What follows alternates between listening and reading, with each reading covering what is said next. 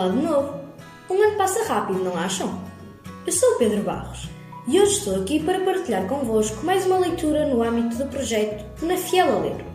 Este ano, como não poderia deixar de ser, a leitura é dedicada ao 25 de Abril, aquele dia que, para muitos de nós, não passa de um feriado. Mas acreditem que esse dia tem muito que se lhe diga.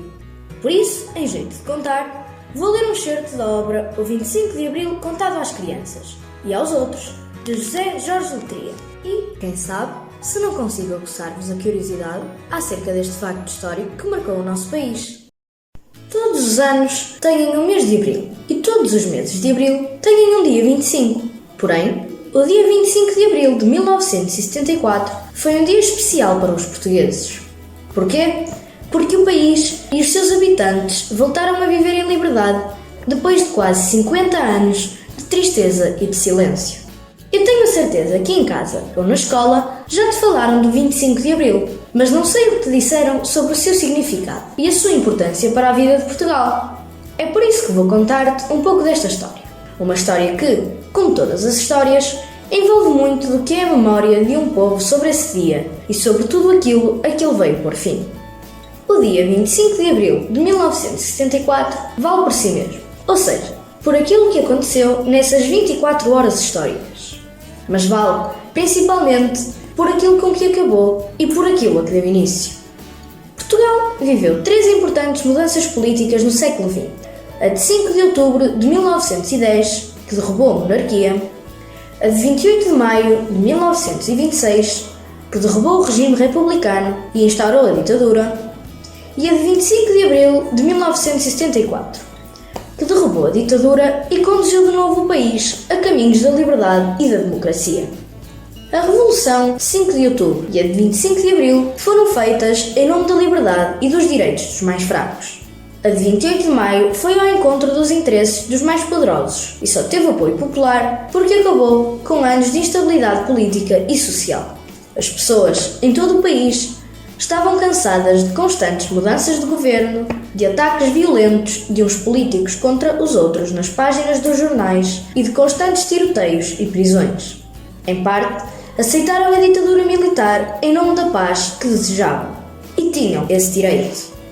O 25 de abril de 1974 teve uma dimensão e uma projeção nacional e internacional muito maiores. Não só porque fez a promessa de acabar com as guerras que havia em África, nos territórios que ainda pertenciam a Portugal, mas também porque nessa altura já havia televisão. E a televisão encarregou-se de espalhar essa imagem pelo mundo. Nesse dia, de Nova Iorque a Moscovo e de Paris ao Rio de Janeiro, muitos milhões de pessoas viram aquilo que viria a mudar a história de Portugal e dos portugueses.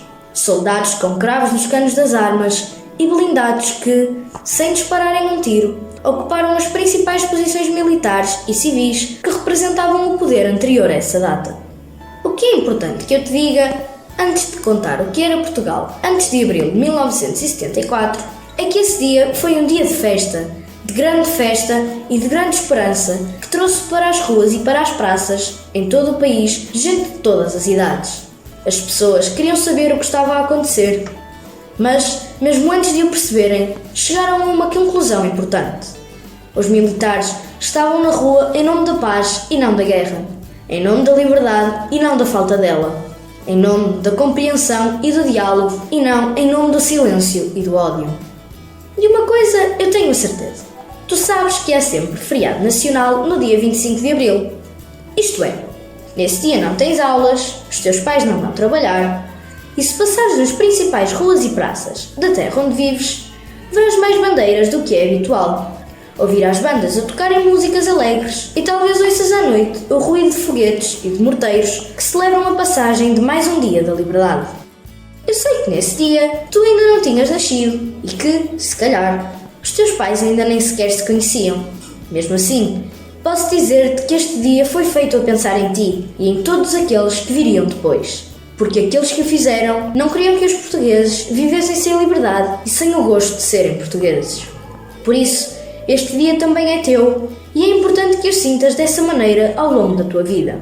E, quando chegar à altura, será bom que possas falar dele aos teus filhos e aos teus netos. porque dias como o 25 de Abril só se mantêm vivos se nos lembrarmos do seu significado e lhe dermos sentido nas nossas vidas. O 25 de Abril é sinónimo de liberdade, mas a liberdade, como as plantas e as flores, acaba por murchar se não as regares com frequência. Se tal não acontecer, serão apenas datas condenadas ao silêncio dos livros de história, sempre à espera que alguém se lembre de perguntar: que dia foi este? Por que razão havemos de festejá-lo? Sempre que te falarem do 25 de Abril, experimenta associar a data à palavra liberdade e verás que tudo fará logo sentido. Do mesmo modo que associas os nomes de Figo ou de Eusébio ao futebol, é fundamental que associes o 25 de Abril à liberdade. Esse foi o dia em que os portugueses deixaram de ter medo de pronunciar essa palavra e passaram a viver com ela, e por ela, com a mesma naturalidade com que respiramos. Mas, como uma data em si mesma vale pouco, é preciso que saibas daquilo que lhe deu origem, que saibas a maneira como se vivia em Portugal antes da saída dos militares para as ruas, com cravos nos cantos das espingardas e uma grande esperança por trás de cada sorriso. É isso que poderás ficar a saber se tiveres a mesma curiosidade que eu e procurares na biblioteca da nossa escola o livro O 25 de Abril contado às crianças e aos outros, de José Jorge Letria. Vá lá, procura-o e boas leituras!